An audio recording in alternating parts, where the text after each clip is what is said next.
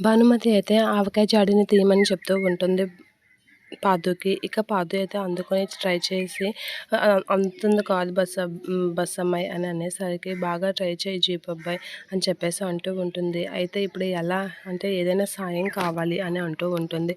అయితే నేను వెళ్ళి డైనింగ్ టేబుల్ దగ్గర ఉన్న కుర్చీ తేనా అని అనేసరికి భాను వెళ్ళడానికి రెడీ అవుతూ ఉంటుంది. ఆగు ఎక్కడికి వెళ్తున్నావు? ఇప్పుడు ఆ కుర్చీ కోసం ఇది తీయడం కోసం అంత దూరం వెళ్తున్నావా? నన్ను సాయం అడగొచ్చు కదా అని చెప్పేసి అంటూ ఉంటాడు.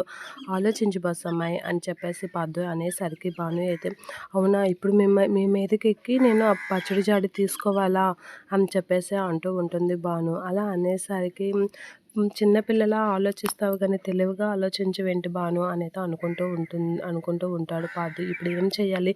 దీనికి ఎలా చెప్పాలి అనైతే చెప్పడానికైతే ట్రై చేస్తూ ఉంటాడు. ఇక అతన్ని ఎలాగైనా ఇచ్చేయాలి అని చెప్పేసి పార్థు అయితే భానుని ఇచ్చేయడానికి చూస్తూ ఉంటాడు. ఇక భాను అయితే ఎలా తీయాలి? సహాయం అంటున్నావు కదా అని చెప్పేసి అయితే ఆలోచిస్తూ, నీ మీద ఎక్కితే బాగోదు జీబబ్బాయి అని చెప్పేసి అంటూ ఉంటుంది. ఏంటి ఈ పిల్ల ఎంత తింగరగా మాట్లాడుతుంది అని చెప్పేసి అయితే అనుకుంటూ ఉంటాడు పార్థు. ఇక పార్థు అయితే భాను గురించి ఆలోచిస్తూ కొంచెం ఇదవుతూ ఉంటాడు.